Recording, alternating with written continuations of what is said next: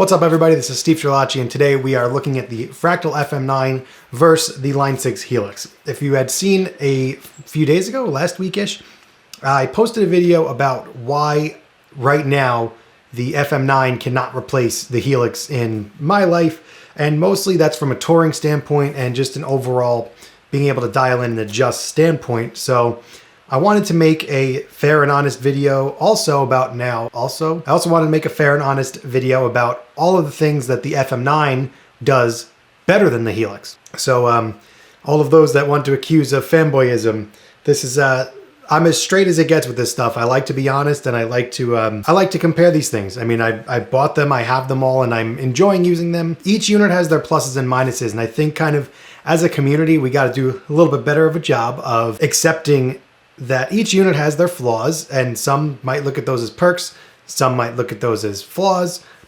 whatever it is.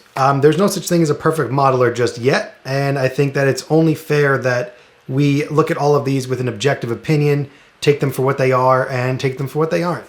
So, without further ado, let's talk about the FM9 being better than the Helix. First off, and probably the most obvious one, is better tone right out of the box. So when you first get a Helix and you start, going through the factory presets, you'll probably be a little bit less than impressed. I know this was the case when I first got it. I know that they've constantly adjusted these and put new ones in there, offer a certain amount of artist presets. So they do try to get better presets out there. But when you plug into the FM9, it's hard to find a bad stock preset. So just browsing through the menu of, I think there's 300 something. How many are there? Let's see. We're looking at like 380 something presets, and it's actually hard to find ones that aren't usable. A lot of those are very good sounding, and it's actually where a lot of people go about building their presets as a starting point. Whereas kind of with the Helix, like especially for me in my case, and again, everything here is my personal case and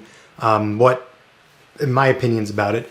I had to kind of really learn to use the Helix on my own to really get the full understanding of it. And not that there was no training wheels, but it would have been nice to have a better jumping off point like you do in the FM9, which I really, really enjoy. And like I said, you could just browse around, pick something, and you'll more than likely really enjoy the sound. And then you can kind of pick and choose through things that you like, which is going to bring me to my second point outside of the tone is the use of the blocks library. So the blocks library is something in the FM9 where you can pick a factory preset, pick a bought preset, something that you downloaded from the exchange. So let me show you what I'm talking about here. So say I have this drive pedal and say I really like this. I can click on this library tab and I can hit save. So now I can rename it, whatever, if I want to call it OCD. And I could save this current channel, save the entire block, whatever you want to do. So that now, next time if I go to put a drive block somewhere, say it's on a different preset or something like that, say I'm putting a different drive pedal, this is just arbitrary, this doesn't mean anything. I can now go to my library, tap this tab, and then I have my OCD there that will pull up my settings. And now you might be saying, oh, well, the Helix also has something like that, which is called favorites, and let's talk about those. So favorites on the Helix aren't as organized or flexible in this way because despite it being right here, so it's instant, just click and drag. This is nitpicking stuff. This hardly even matters, but everything is kind of here in a not always so organized fashion. You're just gonna have a list of favorites. Whereas on the FM9, you can pick a block. Say if I want to do a modulation, like I would click modulation, and like if you had a favorites menu here or something, that would make a little bit more sense instead of having to go to the favorites tab. It's just a little bit better organized. It's not that it's a problem in the Helix at all, but I think it's a little bit easier to actually have the block be the one that remembers it instead of just being compiled as an overall list. And you can download other people's block libraries. I do believe you can download people's favorites lists in the Helix. I personally have never done that, but like, for example, Leon Todd posted a whole blocks library of his favorite settings. So if I go to the delay block and say I don't want to figure out how to dial all these in, but I want to find something, I can hit this library button, and here's all of these great already dialed in sounds for this specific block.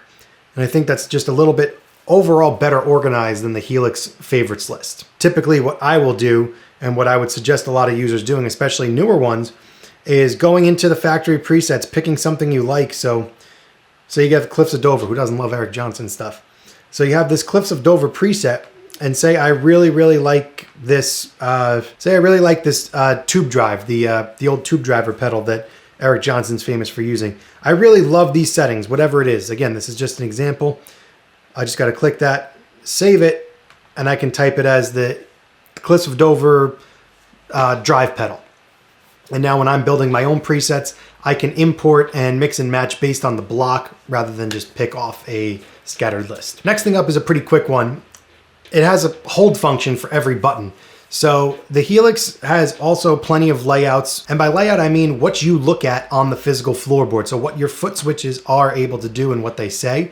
You can pretty much customize either one to do whatever you want and organize it in whatever shape or order that you want it in, which is really nice. It's great for both of them. But on the FM9, you basically double your real estate because each button pressed has both a press and a hold function, meaning that I can have two totally separate things assigned to one button, and I can tap it once for something to happen, and then I can hold it and another thing happens. So basically you take your 9 foot switches and turn it into 18. And on the Helix we have in Command Center, which again, I mean, this might just be something that will come in a future update potentially. Say I assign something to, where's my HX snapshot? Say I assign something here. I have a press and hold function here, but I can't stack those commands on top of one another like you can in the FM9. So I can put a press and a hold function on each button. As you can see here, I can't have a hold function in Command Center, and I also don't have a, where are we here? I don't have another option for a hold anywhere in the Helix, whereas if I go on the FM9, I can go to my FC edit, which is the foot controller edit, and say I want to go to, say I'm in my effects tab, and I click on my chorus block. You can see here I have my first tap function, and I also have this hold function here where I can assign a completely separate thing to the hold function as if it were its own foot switch without needing the extra real estate of a foot switch. And again, if you can't see the use in that, it basically doubles your real estate, which gives you more foot switches, more options, more tonal possibilities per preset. Another thing on the physical units, I much prefer having the 2 separate stereo XLR outputs on the FM9 because if you watch any of my Helix videos, you know I run 2 electric guitar rigs completely independent of one another in my Helix, but I am kind of always stuck needing a DI box. We always have one with us, but just in case we have to either get one from the venue, you need extra pieces of gear to do the 2 guitar thing because the 1/4 inch out needs to be balanced and sent to front of house. They're almost always going to want an XLR regardless of the output of the unit. But on the FM9, we have a totally separate stereo output via XLR using output 2, which will really come in handy if I do take this on the road, where I could just take an XLR direct out of each output, have both guitars completely independent of one another, not have any problem. Conversely, the Helix does have a microphone input, and it also has a Variax input, so if you have a Variax or you're a singer and need a microphone, then the Helix has the inputs that you probably go for. So another thing that's kind of cool, and basically what my whole other video was about snapshots being better than the scene controllers and the control switches on the FM9, which I totally stand by. I 100% believe that snapshots are more flexible. But what is cool about the FM9 and the blocks and how it's laid out here, each block has 4 channels, which can all be separate and completely independent settings, completely in separate effects. So you have a compressor block, but you can realistically have 4 different types of compressors in the preset, just not be able to use them at the same time. You can, however, put another one in. They have this neat thing in your quick build here. The quick build is kind of like your menu to choose from, which I really like how this is laid out, where it tells you, what you have left and what you've already used and what's possible. And again, every one of these, all of these have 4 separate channels in them. So despite it being only 3 drive pedals, technically you have up to 12 drive pedals or the same drive pedal with different settings. however you choose to use that. And again, the only bad thing about having the amp block have 4 channels is that you don't have seamless switching. It is a slight gap. It's not really noticeable, but it is what it is, and it's really not that bad. Having 4 amps in a preset is pretty flexible, so it's pretty hard to complain about. And now, while we're on the amp block, let's take a further look at, you might get option paralysis right away. I know I did, and I still do sometimes, where I will want to make an adjustment and I won't exactly know where to start on how to do that. But you don't need any of this stuff. So all of these extra menus, you really don't need. If you could just go authentic and ideal. So the authentic is what would actually be on the amp.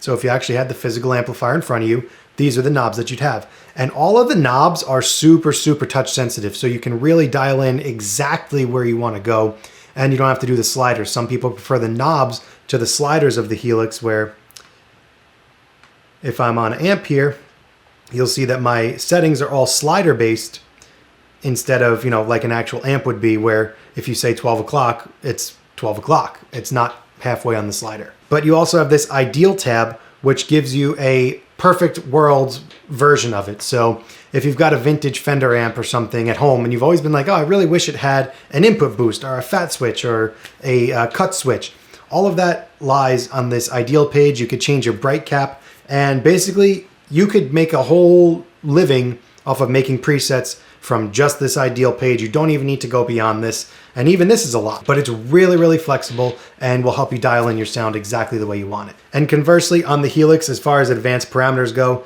we're kind of limited. We get these sag, hum, ripple, and bias, which are kind of a debated topic. Some people think they do more. Having the sag adjustment is probably the most useful thing in my opinion. But as far as advanced parameters, some of the amps do have knobs that they don't have in the real world. Like some of the Fender amps have a mid knob, which they don't typically have. So if the knob doesn't exist in the real world amp, some of them have that knob in the Helix, but it's just set to a point where it's neutral. And again, now compared to the advanced settings here, where you have all types of stuff that you can adjust. And if you're a tweaker, this is a dream come true, because there is so much you could do. Input and output EQ are super useful. The dynamics is really cool too. I'm actually really interested in getting to know this a little bit better, but really dialing in your power amp section can be cool if you know what you're doing in that area. If you don't, and you have no clue about anything besides the knobs on the front of the amp, ideal page is more than enough. So one of my favorite things of the FM9, and what I personally credit to it sounding much better, is the cabinet block. So the cabinet block is really, really flexible. You have tons of options. First of all, when you click on the cab picker, you just have all of these crazy, look at all these. There's so many stock cabs that this comes with.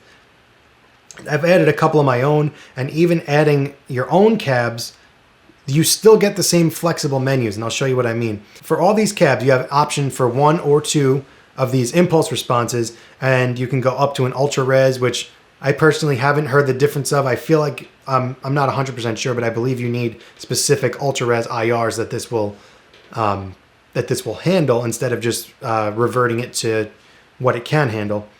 You can change your preamp. You can change the room and air. This is a really flexible menu. It really helps with the feel, especially if you're on in-ears or in headphones. Sometimes you get a really stale sounding and feeling guitar tone, but this tab really helps you dial in that feel, and that's what a lot of players talk about, is feel. It's a very subjective topic that no one can exactly put a numerical value on, but if you want to adjust the feel and how it feels in your ears, this is where you want to go, and you can really, really make it feel just like you have an amp in the room. And here you can look at how you align the 2 cabinets, which is pretty cool. And again, if you don't know what any of this stuff does, you could just stick to the regular cabinet section and be totally fine. And now looking at the Helix, even when you have an impulse response, this is a third-party impulse response, and you don't have many options. You only have a low and a high cut, which is, I mean, if you find a really good IR, which a lot of people talk about as the struggle of Helix, is finding the right IR. And when you do, it's great, but also you don't have any options with it. Whereas if I were to go to a preset that has stock cabinets, so these are the cabinets that come with the Helix, and you can see It's not quite as extensive as the Fractal ones, but these are also Line 6 designed cabinets. These aren't technically impulse responses from a scientific point of view. And you can see the parameters you have here. You do have an early reflections, which is kind of a way to mimic that room and air tab on the FM9, but it's not nearly as flexible. Basically, it's just a little bit of a light room reverb, and you can control your mic distance. So your cabinet section is severely limited on the Helix relative to the FM9. And what I want to do last here is talk about meters, because the FM9 is really, really nice with meters and telling you how much room you have available. This comes with, even looking at the CPU usage, you have a CPU meter up in the top right corner here that tells you in percentage how much you've used. You don't really want to go over 85. That's typically where that line cutoff is. On the Helix, it'll just gray out. Anything that you want to add, if it can't fit it, it'll gray it out. So Helix is a little bit more flexible in terms of what you can add, whereas it's like a flexible DSP thing, whereas the Fractal's a little bit more predetermined based on the blocks you're using. But you have meters everywhere. So on the physical unit, you can press a button and you can see the level of each block, and you can see your input signal and how it's affecting it. You can see if there's clipping in every stage of your signal chain, but the most useful one, you're gonna hit Control L, and you have this preset leveling meter. This is like the best thing ever because it tells you exactly where you want to be. You want to hover around this 0 dB mark with your presets. Probably at your loudest volume, you'd want to be just around 0, maybe a little bit above. This doesn't mean that you'll be clipping or anything. You have plenty of headroom on it, but this is a good visual example of where your presets need to be. When you're going from preset to preset, you have this really nice flexible meter with numerical values and a very visible meter. Whereas the Helix, we have one meter on the physical unit, and it's very non-specific. It's very vague. It's just a green meter that kind of just goes. Sure, you can maybe put a tab or a mark or something if you want to see exactly where your outputs are, but this is way easier to balance all your presets. And that's another big issue with the Helix, is that balancing your presets is kind of hard without having meters like this built in. So that is pretty much all I have for right now for what the FM9 does better than the Helix. Something also worth noting is that the Helix at this point is like 7 years old. So the fact that this old dog can still hang with one of the new kids on the block is really, really says something for the Helix and the updates. The Helix constantly being updated, as is the FM9. But the Helix's updates have really kept it relevant over the course of the last 7 years. And the fact that a technology that's 7 years old can still compete with something that came out just this year is really impressive, and it's no slouch in any department. These two are like as close as you could possibly get, in my opinion, when it comes to a comparison and what to use. Everybody's workflow is going to be different. Everybody's needs are going to be different. For me personally, I think that we pretty much covered here what I think is most important, and anything that I didn't mention is probably a moot point or something that I felt was a tiebreaker. And if you want to see that by any chance, you let me know and I'll try to do a comparison that way. So it is still subject to change, but I do still feel like the Helix is the better solution for me personally in my touring life and my professional life. As far as tone goes though, they are literally as neck and neck as you can get. I do think that the FM9 sounds better out of the box. When you know what you're doing with the Helix, you can get it to the same level. I'm constantly going back to the Helix, feeling like I'm going to hate it because the Fractal's supposed to sound better. But it's hard for me to exactly say, especially in the context of what I do, that no matter what, the FM9 will sound better. Because I don't think that's true. In the context of the band, in the context of us recording rehearsals and stuff, in my opinion, they're both just as good at one another sound-wise. But as I said before, coming out of the box, the FM9 definitely takes the cake when it comes to sound. All right, and if you did make it this far, I very much appreciate you watching, and I'll see you in the next one. Ask any questions you guys have down below.